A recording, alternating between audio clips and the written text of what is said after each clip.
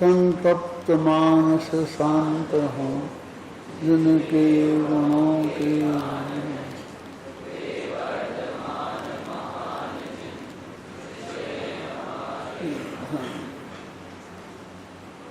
202 और 203 गाथा चल रही है। उन गाथाओं में बंधु वर्ग से और घर के बुजुर्गों से, पत्नी पुत्रादिक से, इनसे पूछने की विधि कैसे करना, उस बात पर विस्तार से चर्चा अपन ने कल की थी। तो ये गाथा में है ना, आप इच्छ बंधु वर्गम विमोचिदो गुरु कलत्त पुत्ते हिम।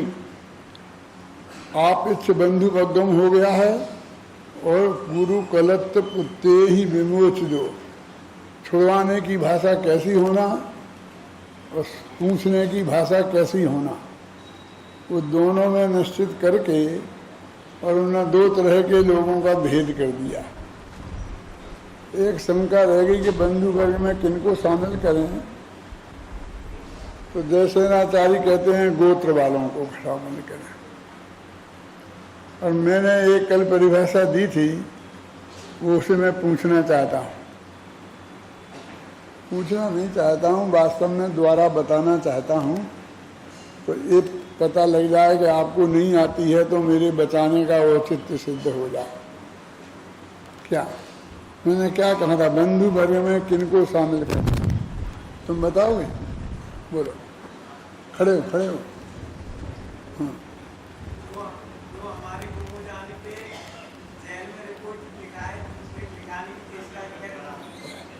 देखो, हमारे विद्यार्थियों ने बराबर बात पकड़ी है कि हम खो जाएं, माने हम चले जाएं मुनिराज में, जंगल में दीक्षा ले लें और उनके साथ किसी गुफा में बैठ जाएं, तो जो जो लोग हमें खोजें, हम नहीं मिलें तो चिंतित हों, फिर पुलिस में रिपोर्ट लिखाएं, वो सब एक तरीके से बंधु वर्ग हैं।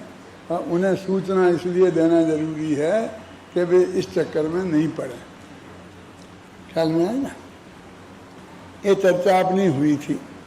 तो यहाँ तक एक लाइन का अर्थ हो गया। कौन? आप इच्छ बंधु बग्गम विमोच दो गुरु कलत्त पुत्ते हिम। अब दूसरी पंक्ति है, आसिज्य दान दंसन चरित्र तब वीर्यायारम। ज्ञान, दर्शन, चारित्र और वीर, ये पांच जो पंचाचारी हैं, जो साधुओं के जीवन में होते हैं, विशेषकर आचार्य के जीवन में होते हैं, उनसे भी एक तरीके से उन्हें धारण करना है ना, है ना, उन्हें धारण करना है। तो वो धारण करने की भी उनने भाषा दी है, क्योंकि हम कुछ अलग अर्थ समझ सकते हैं। वो आज धारण करने की भाषा में पढ़ना चाहता हूँ। पेज नंबर 395 पे निकालें।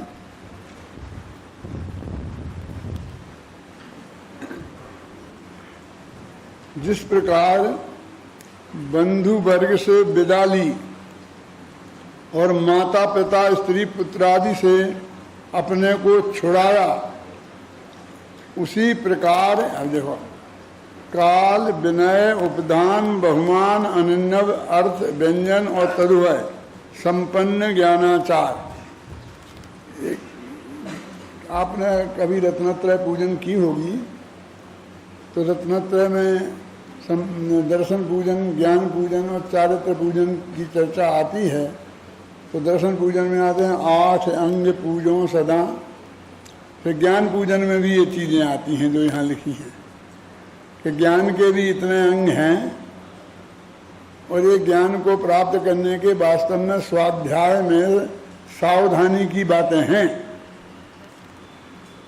जैसे यहाँ आप समझे ना, देखो क्या काल का नियम हो, मैंने हम काल के हिसाब से स्वाध्याय करें। काल का मुनिराजों की बात है ना, जैसे कहते हैं ना संध्या काल में स्वाध्याय नहीं करना चाहिए, तो ऐसा लगता है कि संध्या का काल बहुत खराब होता हो गया। तो सांध्य काल माने अकेला शाम नहीं होता, अपन तो संध्या समझते हैं।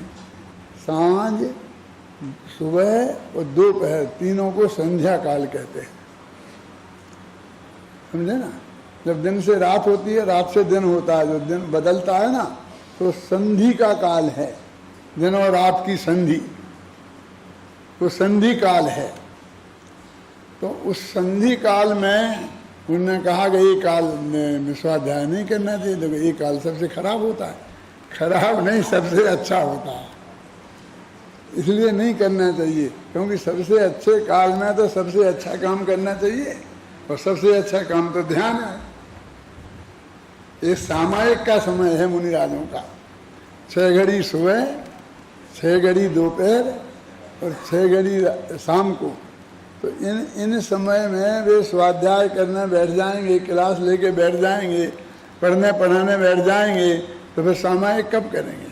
तो सामायिक तो उत्कृष्ट है ना, ज्ञान और ध्यान। हमारे साधुओं की 2 ही चीज़ें हैं, अपन उन्हें कहते हैं वे बड़े ज्ञानी ध्यानी हैं। समंत भद्र ने लिखा ज्ञान ध्यान तपो रखता, ज्ञान ध्यान और तप में लीन। मैं तो कहता हूँ ज्ञान माने स्वाध्याय और ध्यान माने ध्यान है ही, तो ये दोनों तप हैं। तप को अलग से लेने की जरूरत क्या है अभय जी? इन दोनों में जो लगे हैं वे साधु हैं। ज्ञान ध्यान तपो रखता तपस्वी सह प्रसिद्धते, क्योंकि तपस्वी लिखा, अपन ज्ञानी ध्यानी भी कहते हैं, लेकिन ज्ञानी ध्यानी तपस्वियों में ज्ञानी ध्यानी आ जाते हैं, ज्ञानी में तपस्वी नहीं आते हैं, ध्यानी में ज्ञानी नहीं आते, ज्ञानी में ध्यानी नहीं आते, और ज्ञानी ध्यानी दोनों तपस्वियों में आ जाते हैं। माने जो स्वाध्याय में और या ध्यान में लगे हुए हैं बस। अभी मैं इसे पढ़ता रहता हूँ, चरणान योग सूचक चुलता हूँ, जितना भी मुझे समय मिलता है अंत तक। ऐसा नहीं कभी यही गाथा पढ़नी है तो यही पढ़ता हूँ। तो उन्होंने इसमें बहुत स्पष्ट शब्दों में लिखा कि इनके अलावा और सदुपयोग की बात नहीं। 7वें से 6वें में आते हैं अभय जी, तो इसमें बहुत क्लियर लिखा कि उसमें ये स्वाध्याय, तो उसमें पढ़ना पढ़ाना, ये इस टाइप के ही शुभभाव शांति जी उनको ही लेना, वो ही द्रव्यलिंग है। मुनि अवस्था जो धारण की है उन्होंने नग्न दिगंबर दशा, वो और ये शुभभाव, ये दोनों मिलाकर के द्रव्यलिंग कहलाता है। तो उस शुभभाव की मर्यादा बताइए, और फिर क्लियर लगा पंच कल्याणा, मंदिर बनाना, ये इनके भाव जो शुभ भाव हैं कि नहीं हैं? हाँ, कौन कह सकता है कि ये अशुभ भाव हैं? सब यही कहेंगे शुभ भाव हैं, के लिए नहीं, महाराज के लिए नहीं। महाराज के लिए इन शुभ भावों से उनका द्रव्यलिंग बना नहीं है। अब ये सबसे बड़ी बात है कि कह देते हैं शुभ भाव, लेकिन ये आगे आएगा। अब कौन सी गाथा में आएगा अभी ऐसा मुझे ध्यान नहीं है, और इस शिविर के टाइम पे तो शायद ही आ पाए, इसलिए मैं अभी बता रहा हूँ। तो इस शिविर के बाद मैं भी चालू रखूँगा 22 तारीख तक। जिसको ठहरना हो तो 22 तारीख तक रुक सकते हैं यहाँ। उनके भोजन की ठहरने की व्यवस्था के लिए मैं ऑफिस वालों को बोलूँगा कि वे उनकी करें, और वे है, और मैं जब तक इसी अध्याय को आगे चलाऊंगा। तो उन्होंने कहा कि बस वो शुभ भाव में तुम और कोई चीज़ मत लेना। जब वे ज्ञान कहते हैं तो स्वाध्याय कहते हैं, और ध्यान कहते हैं तो वे चारित्र कहते हैं।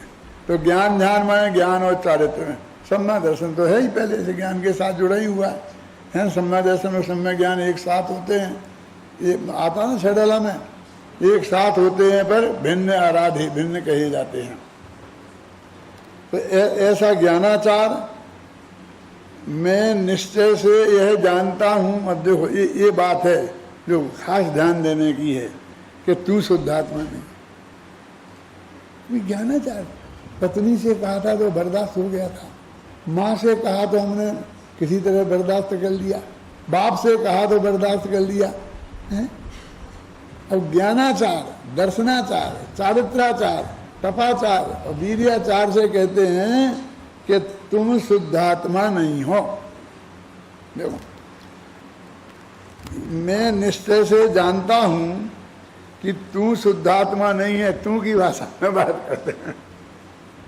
खैर वो तो संस्कृत में तो वो होता है ना, तो उसमें कोई ऐसी बात नहीं है।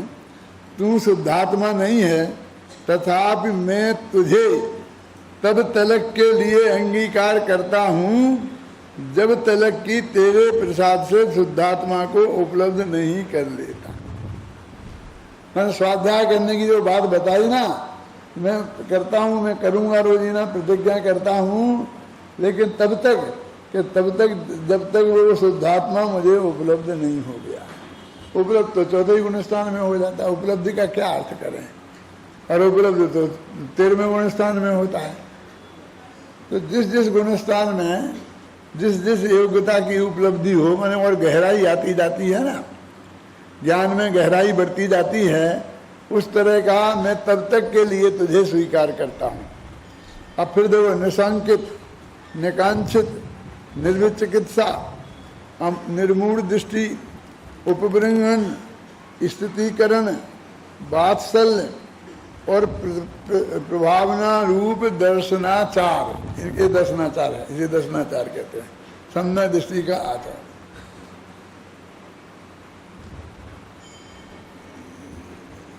अष्टपाहुड़ में चारित्र के दो भेद किए हैं, सम्यक्ताचरण और संयमाचरण। आया होगा तुमने, अभी विधान में आई होंगी ना सब बातें हैं। तो न सम्यक्ताचरण क्या है, जैसे बहुत चलते, कोई कहता है स्वानुभव, कोई सम्यक्ताचरण कहते हैं, कोई कहते स्वरूपाचरण को सम्यक्ताचरण कहते हैं, और कोई कहते हैं कि नहीं, उसको भी कोई निश्चित संयम पालना चाहिए, उसको सम्यक्ताचरण कहते हैं। लेकिन बहुत स्पष्ट लिखा कि ये जो 8 अंग और 25 दोष से रहित होना सम्यक दर्शन का, यही सम्यक्ताचरण है। क्या है? त्रिमूर्ता से रहित होना, 6 अनायतन से रहित होना, जो दौलत राम जी ने लिखा है ना, वो वर्णन सम्यक्ताचरण है। वो भी लिखते हैं, अब कहिए स्वरूपाचरण। अब अभी तक कौन सा आचरण की बात कर रहे थे वे? सम्यक्ताचरण की समझ लो, देश चारित्र की। अब स्वरूपाचरण की बात करते हैं बाद में वो। तो ये जो गुरुदेव को शास्त्र को मानना, उनके मानने वालों को मानना, उनके प्रति थोड़ी भी अंदर में श्रद्धा बुद्धि रखना, बहुमान का भाव रखना, ये सब सम्यक्ताचरण के दोष हैं। अबे जी, मेरी बात आप तक पहुंच गई कि नहीं? बस मुझे चिंता नहीं है, बस मुझे विद्यार्थियों तक ही पहुंचाना है अपने सब। मैं क्या कह रहा हूं उन्हें उनकी समझ में आना चाहिए। क्यों संजीव, समझ में आई ना? समझ में ये सब दोष हैं। और पूज्य गुरुदेव श्री के प्रवचनों में लगातार ये बातें आती हैं। हम लोग तो थोड़े बहुत नरम हैं इस मामले में कि साहब अभी जाते हैं, श्वेतांबर भी बैठे हैं और प्रवचन हम कर रहे हैं, तो श्वेतांबर परिसर में बम्बई जाते हैं, विदेशों में श्वेतांबर श्रोता बहुत आते हैं, तो कोई ऐसी कठोर शब्द नहीं निकल जाए, ऐसा थोड़ा ध्यान रखते हैं। लेकिन गुरुदेव ने नहीं, गुरुदेव ने उल्टा ध्यान रखा है। मेरे ऐसे प्रश्न किए लोगों ने कि गुरुदेव तो बहुत कड़क हैं इस मामले में, और आप क्यों इतनी बात करते हैं? बनारस गए थे वो, तो ये लोग दिखाने के लिए दिगंबर मंदिरों के दर्शन करने के लिए ले गए, तो बीच में कोई श्वेतांबर मंदिर भी बहुत बढ़िया था, तो उन्होंने कहा ये भी गुरुदेव को दिखा दें। अच्छा, जो कुछ देखने लायक होता है, जैसे कि वहाँ पर है ना, सोनगढ़ रास्ते में जाते, कौन सा तीर्थ है, हैं? पाली ताना छोड़ो, भी रास्ते में ही है, जो अपने राजस्थान में है, जहाँ पर श्वेतांबरों के दलबड़ा के मंदिर है ना, बहुत अच्छे। आबू में, नाम भूल जाता हूँ, आबू में जैसे मंदिर हैं श्वेतांबरों के बहुत बढ़िया, तो अपन लोग देखने जाते हैं कि नहीं। ऐसे ही कोई मंदिर था और कैलाश चंद जी वगैरह वो गुरुदेव को उस मंदिर में भी ले गए। ऐसा नाक मुँह से कोड़ करके कहाँ ले आए, बाहर निकल आए, कहाँ ले आए, बाहर निकल आए। तो इतने कट्टर थे, अपने बस की नहीं है इतना। तो लोग पूछते थे कि ऐसा क्यों है। इसलिए है कि गुरुदेव जिन लोगों के बीच में से आए थे और वो लोग उनके कच्चे पक्के श्रोता बन गए और अन्यायी बन गए थे, तो उनमें किसी तरह की कचास ना रह जाए इसकी उन्हें चिंता थी। हमें वो चिंता नहीं है। लेकिन हमारे दिगंबर भाई हैं जिनमें से हम आए हैं, जिनमें से आए हैं माने हम स्वामी जी के मिशन में आए, समझे। और ये हमारे लोग भ्रष्ट हो जाएंगे तो कहाँ जाएंगे, दिगंबर के दिगंबर ही तो रहेंगे, तेरा पंथी के तेरे ही पंथी तो रहेंगे, ये भ्रष्ट होकर जाएंगे कहाँ। लेकिन उनके अंदर में यदि थोड़ी भी उनके प्रति कोमल परिणाम रहा, क्या समझ आए ना, तो वो भ्रष्ट हो सकते हैं। इसलिए वे बहुत कठोरता से बोलते थे, उन्हें बोलने की जरूरत थी। श्रीमद इतनी कठोरता से नहीं बोलते थे, श्रीमद तो उल्टा कहते थे, सब ठीक है, सब ठीक है, सब ठीक है, ये भी ठीक है, वो भी ठीक है, ऐसे गोल गोल करते थे। पूज्य गुरुदेव श्री बहुत स्पष्ट, क्योंकि भाई वो बात जरा ध्यान में चढ़ जाती है तो जो एक एक बात तो उनका सुनते हैं तो उसको जहाँ वो बात आती है तो और गहराई से ध्यान जाता है, गहराई से ध्यान जाता है और समझ में आता है कि भाई गुरुदेव की भावना क्या थी, गुरुदेव क्या चाहते थे, गुरुदेव क्या इस मामले में क्या कहते। कल अभय जी ने समझाया था 5वें अध्याय में, गुरुदेव का ये शब्द है, उनने श्वेतांबरों को 5वें अध्याय में रखा, श्वेतांबर वालों को, स्थानक वासियों को। स्थानक श्वेतांबरी तो हैं, 6वें में नहीं रखा, 7वें में नहीं रखा। ये 5वां, 6वां, 7वां क्या है, ये मेरी ड्यूटी नहीं है, ये अभय जी बताएंगे, ये पीयूष बताएगा। पीयूष हमारी मौसमा पे कह रहा है कि क्लास लेता है।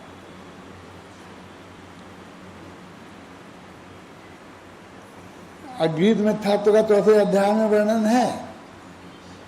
फिर गीत मिथ्यात्व का सबसे स्थूल गीत मिथ्या दृष्टि, जो अन्य मत मतांतर हैं, सैद्धांतिक मत स्थापित हैं अलग से, सांख्य, न्याय, बौद्ध, ऐसे जो लोग हैं उनकी चर्चा की।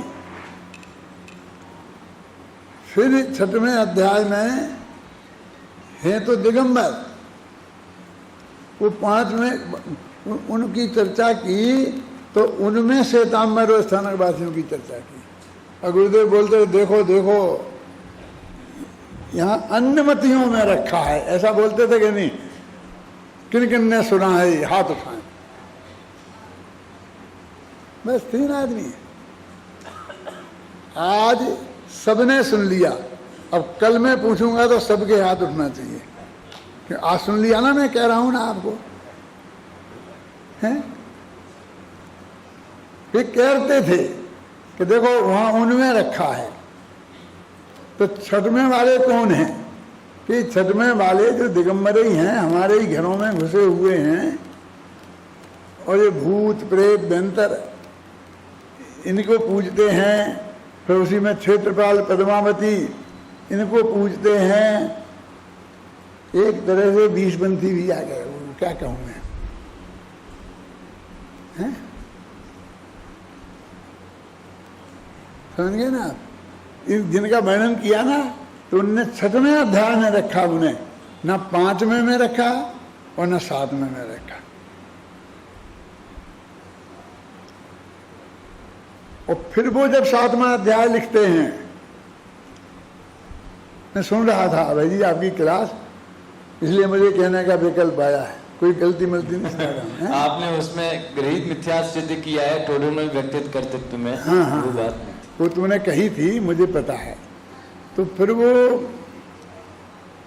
लेकिन मैं जो पंक्ति पे आपका ध्यान दिलाना चाहता हूँ वो ये है, जे जीव जैनी हैं जिन शास्त्रों में जिनको श्रद्धान है और अध्याय भी करते हैं, तो मैं इसमें से ऐसा अर्थ निकालता हूँ कि अभी तक उन मिथ्या दृष्टियों का वर्णन नहीं था जो जीव जैनी है।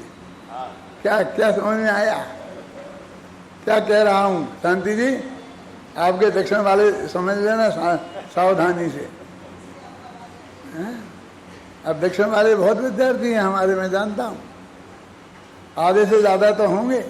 महाराष्ट्र, कर्नाटक, तमिलनाडु, हैदराबाद को क्या बोलते, आंध्रा, तेलंगाना, वहाँ के सब मिला मिलू करके बहुत विद्यार्थी हैं, और वहाँ तो वही है। यानी उनको भी वो कहते हैं जे जीव जैनी हैं। वो टोडरमल जी अभी तक के जीवों को तो जैनी नहीं मानते। तुम कहाँ के हो? हैं? अरे तुम्हारा कलर देख के मैं समझाता हूँ कि तमिलनाडु के हो।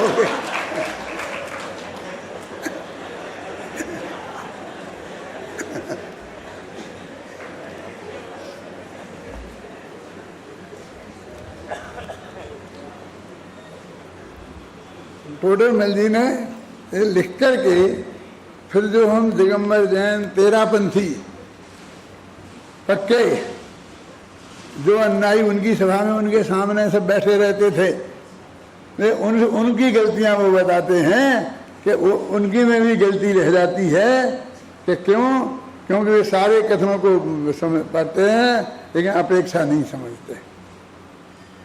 अपेक्षा नहीं समझते, कमी रहती है। इसलिए उनका शिष्य सारे प्रमाण शिष्य के मुख में डालते हैं और उत्तर में एक प्रमाण नहीं देते।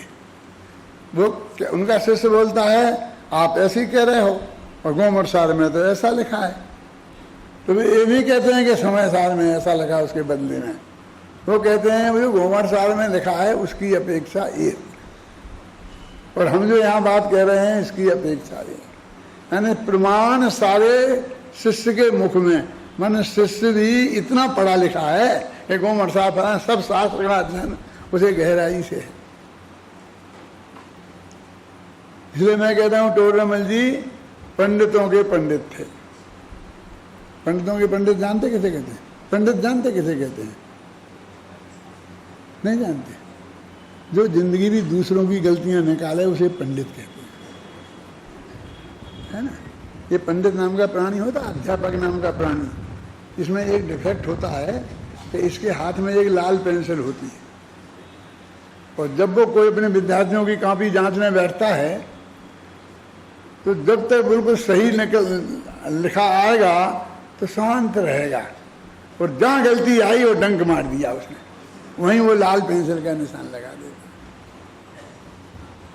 समझ ना, जैसे बिच्छू डंक मारता है ना, सारी जिंदगी वो अपने विद्यार्थियों की गलती निकालता रहता है। परिणाम जानते हो? जिनचंद नहीं जानते हो? आज सुन लो। 8वीं क्लास में एक अध्यापक पढ़ाता है, साल भर तक पढ़ाता है, सारे विद्यार्थी उसके इतना होशियार है वो पढ़ाने में कि 9वीं क्लास में चले जाते हैं। फिर अगली साल 8वीं क्लास वालों को पढ़ाता है, वे सब 9वीं क्लास में चले जाते हैं। 10 साल से पढ़ा रहा है, वो सब 9वीं क्लास में चले गए, एक नहीं रुका, वो 8वीं में ही। समझ में आया कि नहीं आया? वो 9वीं में नहीं जाता। आप लोगों की समझ में आया क्या कह रहा हूँ? क्यों? क्योंकि दूसरों की गलतियां निकालता है, जिसकी गलती निकाले वो आगे बढ़ जाते हैं, अपनी निकाले तो वो आगे बढ़े, अपनी गलती निकालते ही नहीं। तो जो दूसरों की गलतियां निकाले उसे पंडित कहते हैं। और जो पंडितों की गलतियां निकालें उसे महापंडित कहते हैं, पंडितों का पंडित कहते हैं। तो टोडरमल जी पंडित नहीं थे, महापंडित थे। कि पंडितों की भी शास्त्रों को पढ़ने में क्या तरह की किस तरह की गलतियां करते हैं वो उन्होंने 7वें अध्याय में बताई हैं।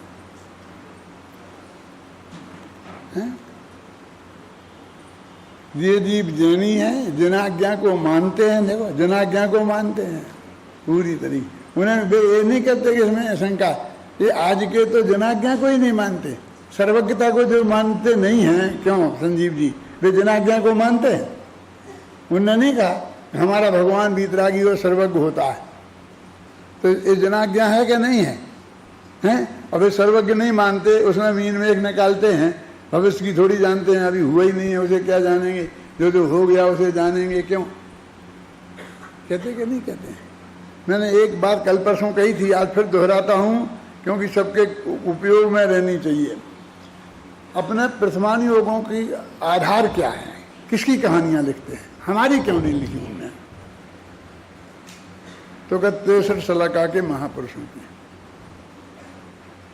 माने मोक्षगामी पुरुषों की वो कहानियां लिखते हैं जिनकी कहानी मोक्ष में ही समाप्त होती है, वे उनकी कहानियां लिखते हैं। प्रथमान योग माने जो वे कहानी कहें वो कहानी तब तक समाप्त नहीं हो कि जब तक वो जिसकी कहानी कह रहे वो मोक्ष में नहीं पहुंच जाए, तब तक चलते ही रहते, चलते ही रहते हैं। कितना वर्ष तक चलते रहते हैं? कितने वर्ष तक? लाखों वर्ष तक, अरबों वर्ष तक भविष्य की कहानियां बताते रहे, सुनाते रहते हैं। तो उन्हें बताई थी ना अपने विद्यार्थियों को, कौन सी? कि जो सीता जी 16वें स्वर्ग में गई थी, रामचंद्र जी तो मोक्ष गए, सीता जी 16वें स्वर्ग में गई, लक्ष्मण और रावण 3रे में थे नरक में। सीता जी की 22 सागर की आयु थी, उनकी 7 सागर की आयु थी, तो वे नरक से निकले आए और ये अभी स्वर्ग में ही फंसी हैं। तुम अच्छा समझ रहे ना? क्यों? संयम ध्यान नहीं करने का दंड अभी भोग रही हैं कि नहीं कर सकते हो। ये नरक से निकले आए तो ये कर सकते हैं, अब फिर भटकते रहे जहाँ जहाँ भी भटके हों, लेकिन वो 22 सागर पूरे करे। फिर जो एक साथ, एक हुआ बाप, 2 हो गए बेटे, इकट्ठे हो गए। फिर तीनों ने दीक्षा ले ली, तीनों चक्रवर्ती वगैरह हो गए थे, और फिर वो सर्वा सिद्धि चले गए। तो 33 सागर को फिर वहाँ, तो 22 और 33 जोड़ना कितने हुए? तो 55 तो सागर हो गए। इतना काल लंबे आगे तक की बातें पद्म पुराण में पढ़ी ना तुमने? पद्म पुराण से जानी ना? तो इतनी आगे की कहानियां पद्म पुराण में लिखी हैं, बोलो हैं?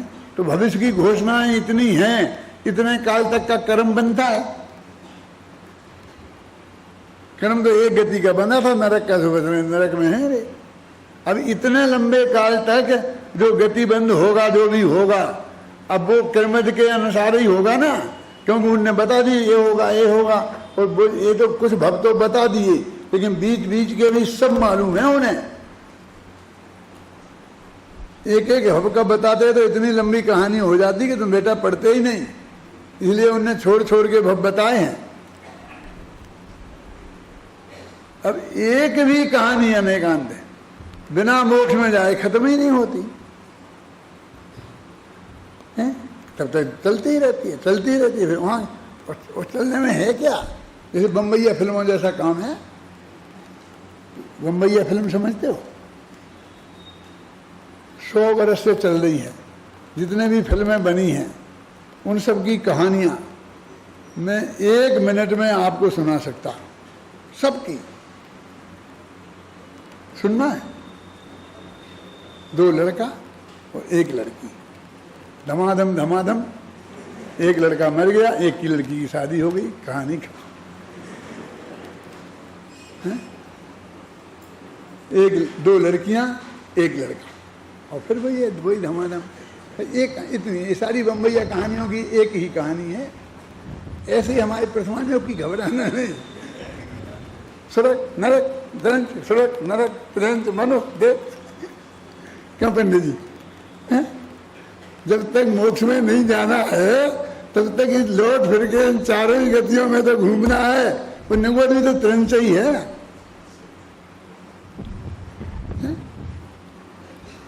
तो इतनी सी तो कहानी है कि वो आज अपन लोगों की कहानी है।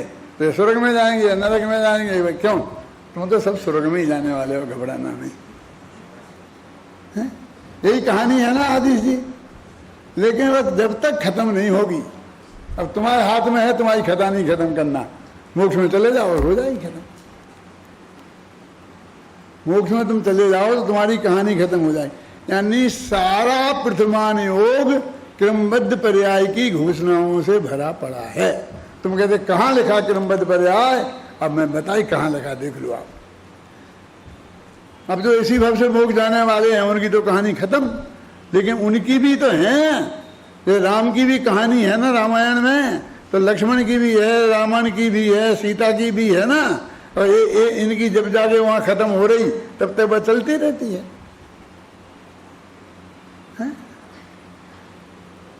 हमें तो अभी यही लगे क्या है, साल 2 साल के हैं फिर सब खत्म। क्यों? साल सब खत्म, सब खत्म हो जाएगा। क्या खत्म हो जाएगा? कुछ भी खत्म नहीं होने वाला है?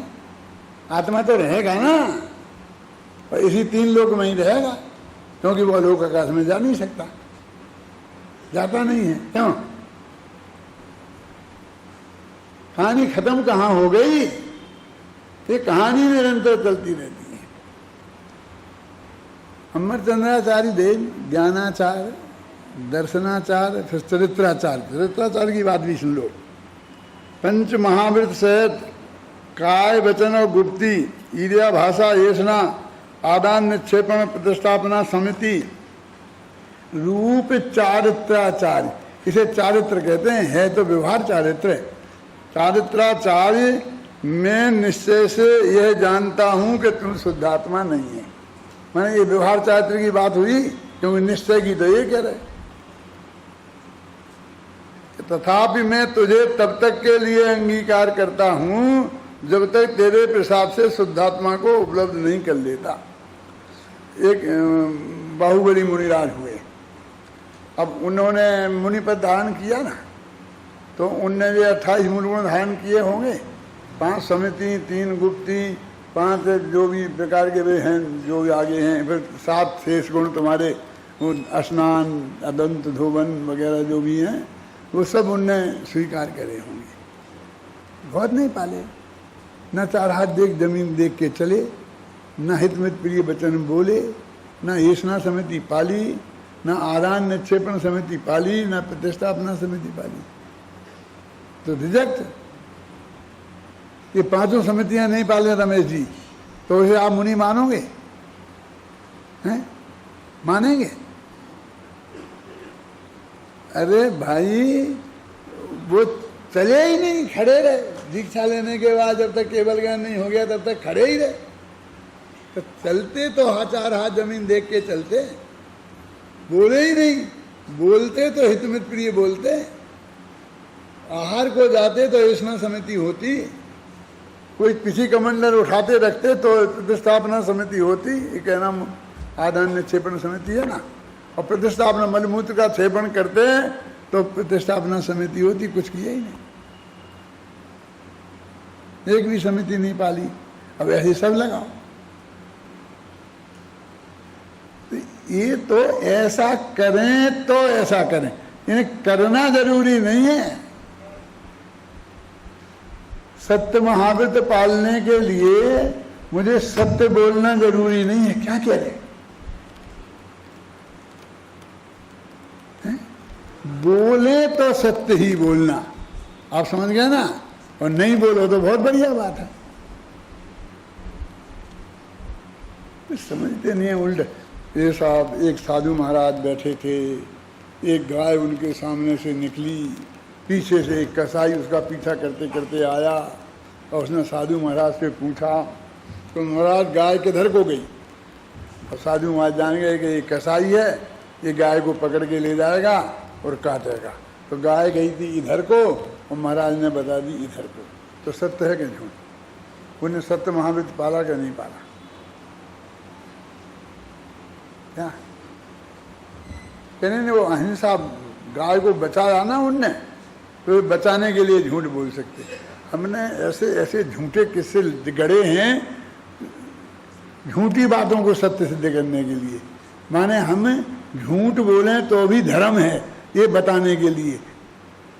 कहीं ऐसा है कोई कसाई ऐसा भटकता फिरता है और महाराज ऐसे बताते फिरते हैं? और फिर महाराज चुप नहीं रह सकते थे, महाराज को बोलना जरूरी है। वो पूछता कि गाय किधर को गई और उन्हें पता भी होता तो भी बताना जरूरी था। ये चुप भी तो रह सकते थे। उनसे झूठ बुलवाया और फिर वो झूठ से ठीक है, बढ़िया है। इसलिए कभी कभी मौके मौके पर झूठ भी धर्म होता है, झूठ बोलना भी धर्म है। मैंने उसके दिमाग में सत्य बोलना ही धर्म है, ये कायम नहीं रहने दिया। तुम्हारे सिनेमा क्या सिखाते हैं?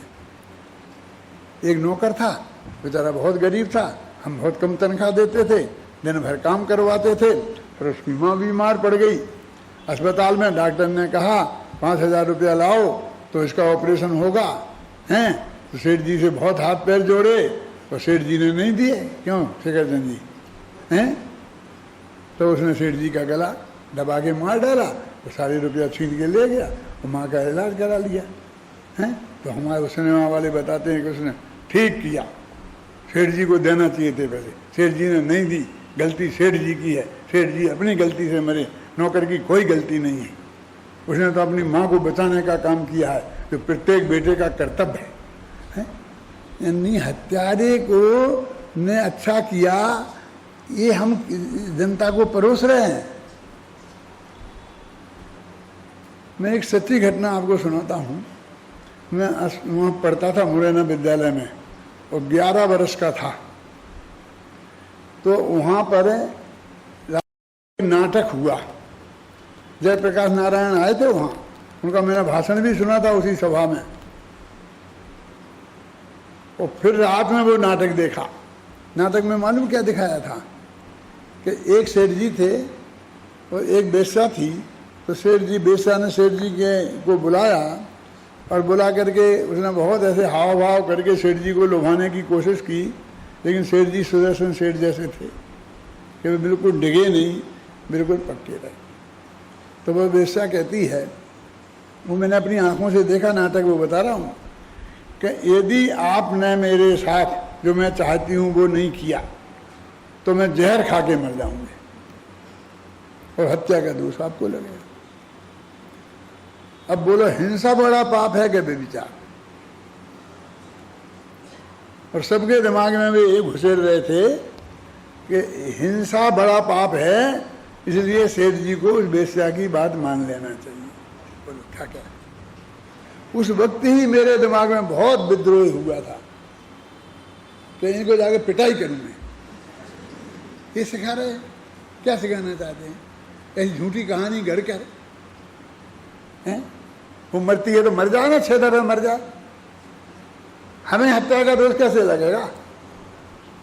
हम हत्यारे कैसे हो जाएंगे? क्यों? क्या उस वक्त ही मेरी समझ में ये बात आई थी और उस दिन से आज तक मेरा वो रोष बढ़ता ही जा रहा है कि ऐसी झूठी झूठी कहानियां गढ़ गढ़ कर रहे हैं और पापों का पोषण कर रहे हैं। जब 2 में से एक पाप करना पड़े तो कौन सा पाप करना चाहिए? अरे कोई पाप करना ही नहीं चाहिए। हमारा तो रास्ता आत्मा का ध्यान का था, चुप रहना चाहिए, अपने में समझ आना चाहिए। क्यों? अब जो कुछ करे वो मार डालेगा, जो कुछ करे वो उसका काम है, उसका फल वो भोगेगा। हम किसी भी रूप में उसमें कैसे इन्वॉल्व हो सकते हैं?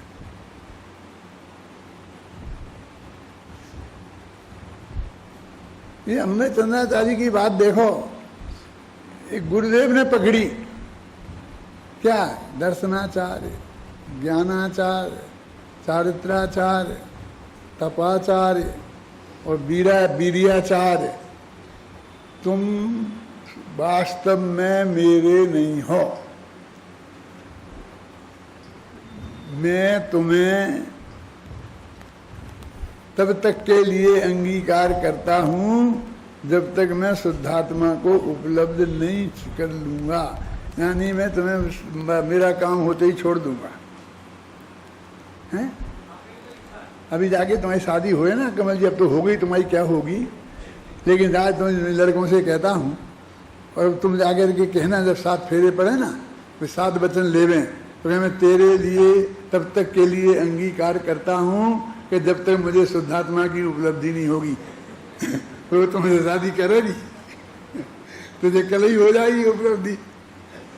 और फिर रोजीना भगवान से प्रार्थना करेगी कि मेरे पति को सम्यक दर्शन न हो जाए, कि हो जाएगा तो जब मुझे छोड़ देगा।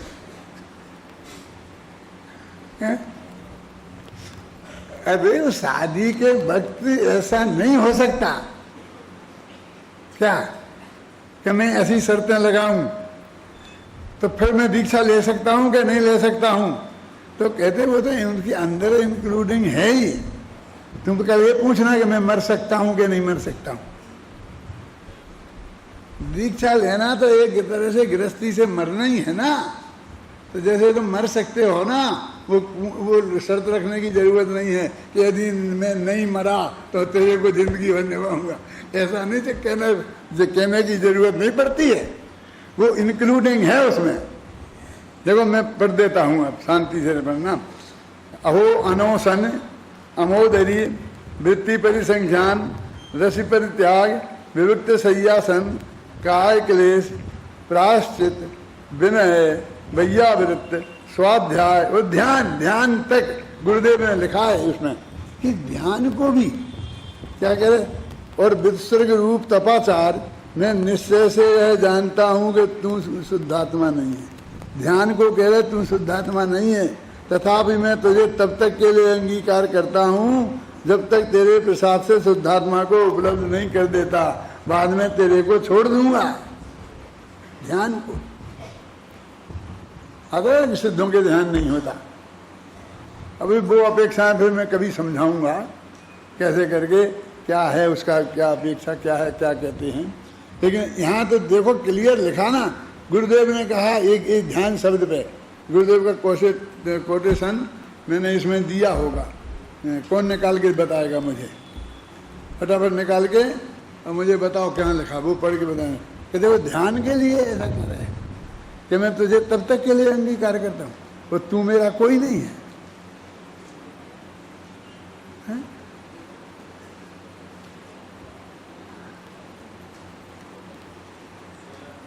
अभी तो महाराज हो जाने के बाद भी तो 8-10 पंक्तियां 2-4 पेज लिख दे हुए हैं महाराज। तो फिर अंत में पूरा परिचय छपता है, तो ये पत्नी और ये पत्नियां क्या लिखा है ना, पढ़ो सुनो। आध्यात्मिक सत्पुरुष श्री कांजी स्वामी इन गाथाओं के भाव को इस प्रकार स्पष्ट करते हैं। देह मन वाणी आत्मा का स्वरूप नहीं है, पुण्य पाप आत्मा का कर्तव्य नहीं है, आत्मा तो ज्ञान स्वभावी है। ऐसे आत्मा के ज्ञान सिद्धांत पूर्वक उसमें रमणता करने से वीतरागी मुनिपना होता है। तत्पश्चात बाह्य शरीर में नग्न दशा होती है। प्रथमता मुनिपना अंगीकार करने वाले जीव को आत्मा सहज आनंद स्वरूप है, ऐसा सच्चा सिद्धांत होना चाहिए। क्या क्या बताया, मैं क्या बात चल रही थी, क्या निकाल के दिया है तुमने मुझे?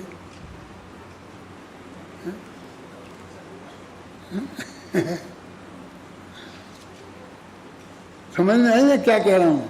गुरुदेव श्री ने ये कहा कि ध्यान को भी वो ये कहते हैं कि तू मेरा नहीं है और मैं तेरे लिए तब तक ही अंगीकार करता हूँ। तो इतनी थोड़ी समझ में नहीं आती कि वो ध्यान तपाचार ज्ञानाचार जो आया है वो उसी में गुरुदेव का कथन जो है उसमें ये बात होगी। तुम शास्त्री फाइनल के हो, कैसे पहुंच गए? समझ में आई मैं क्या कह रहा हूँ? परमात्मा कहाँ होगी इसका तुम अंदाज नहीं लगा सकते कि जब ये कह रहे हैं कि चारित्राचार तपाचार मैं नहीं हूँ, और जब तक शुद्धात्मा की उपलब्धि है तब तक के लिए मैं ध्यान रूप तप को स्वीकार करता हूँ। तो ये प्रकरण होगा, उसी में जो गुरुदेव का कोटेशन होगा वो ही होगा ना। अब तो निकाल सकते हो ना, फटाफट निकाल दिया। क्या कह रहा? अनुशीलन में नहीं होगा तो कहाँ होगा? मैंने कहा मैं तो और तो कुछ पढ़ा ही नहीं अभी, गारंटी से है अनुशीलन में। खैर कोई बात नहीं है, अब मैं ही कल निकाल के ले आऊँगा और तुम्हें बता दूंगा। ख्याल में आई ना? तुम मेरे पे भरोसा कर लो। हैं? मेरे दिमाग में कहाँ से आया जी? एक गुरुदेव श्री के ही वाक्य में से आया कि देखो यहाँ भी अत्यंत स्पष्ट रूप से ये बात कह रहे हैं। हाँ हाँ, पढ़ देखो।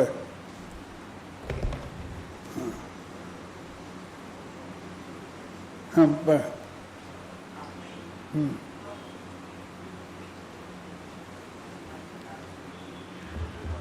हेलो।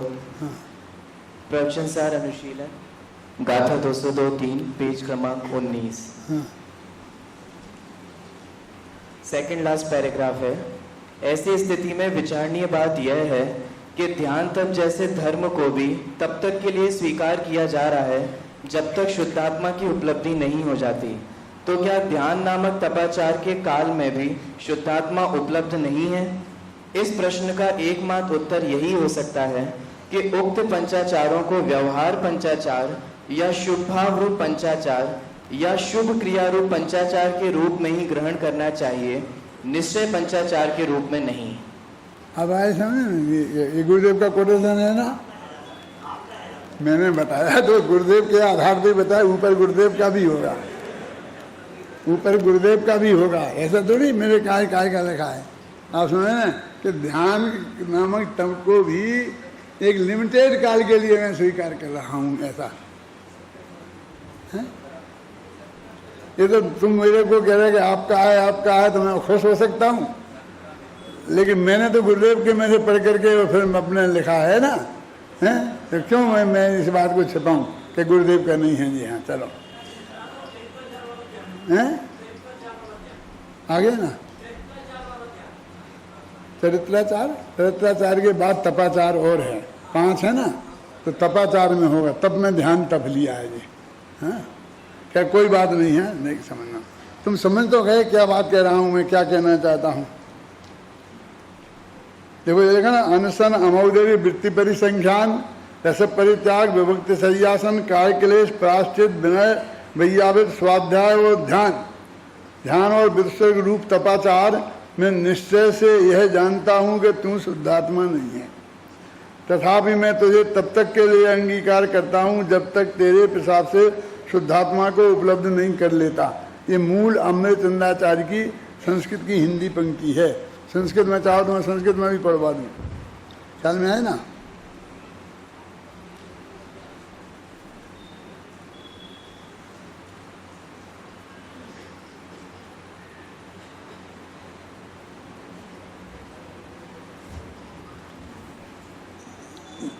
इसमें जो ये है ना, इसमें गुरुदेव के कोटेशन के अलावा इस टीका से ज़्यादा और कुछ नहीं है। तो इसके गुरुदेव का जो कोटेशन दिया है उसमें ये बात होना चाहिए। यदि इसमें नहीं है तो एकाध दो गाथा आगे पीछे होगी, लेकिन वो बात है अवश्य। इस तरह है, मैं अभी आज ख़त्म करना चाहता हूँ इस गाथा को।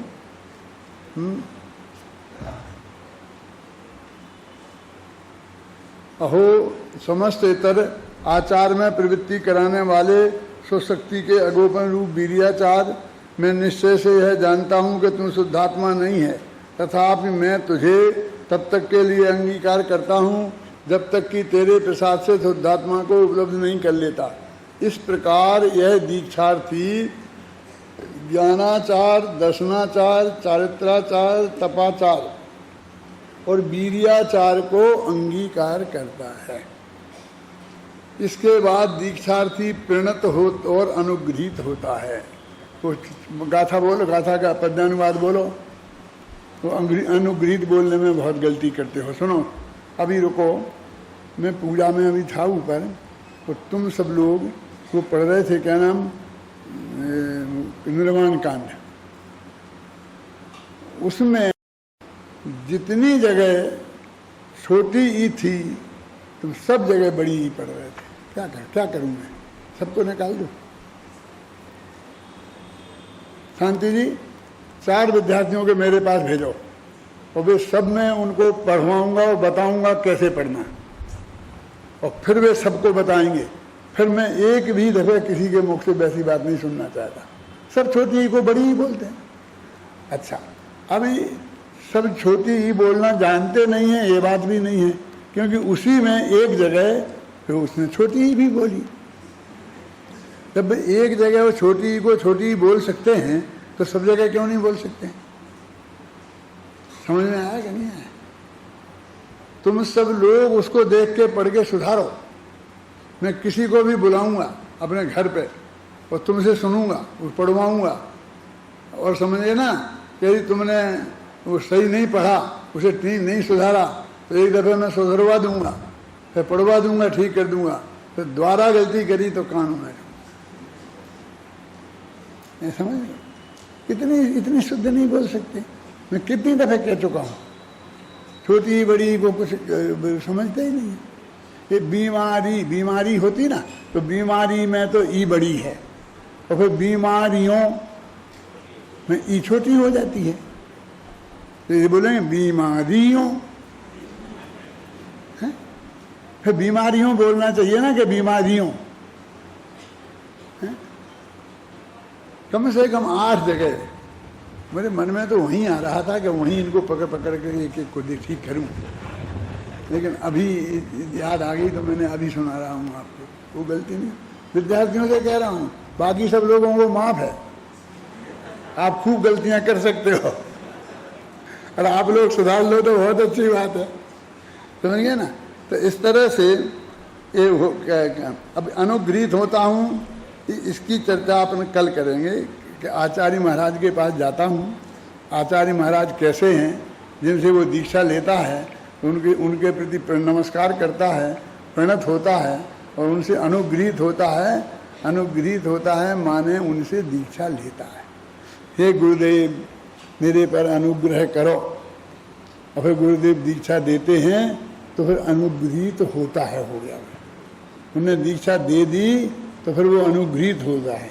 तो प्रणत और अनुग्रहित उसमें मैं प्रणाम करता हूँ और अनुग्रहित करता हूँ। तो कैसे आचार्य से? वय विशिष्ट, कुल विशिष्ट, फलाना विशिष्ट, कितने विशिष्ट हैं उसकी चर्चा अपन कल करेंगे।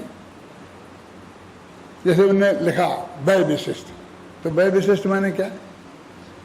इतने बुढ़े नहीं हो कि मुँह से जवानी नहीं निकलती हो, इतने बच्चे नहीं हो कि लड़कपन ही नहीं गया हो, ऐसे जवान नहीं हो कि जवानी चढ़ी हो।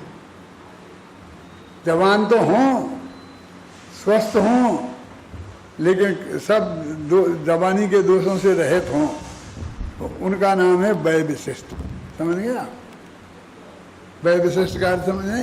यानी ऐसे आचार्य होना चाहिए, एकदम बुढ़े नहीं होना चाहिए, एकदम बच्चे नहीं होना चाहिए, हैं? जवान भी ऐसे नहीं होना चाहिए कि जवानी चढ़ती हुई दिखाई दे, हर बात में जवानी एक करके आ जाए। वो जब जवानी की शक्ति तो हो, लेकिन जवानी वाला वो जोश है, हर बात में मैं देख लूँगा, मैं ये कर लूँगा, तुम मुझे समझते क्या हो? मैं कहा बेटा हम सब समझते हैं कि तुम एक आत्मा हो, समझ में आई ना?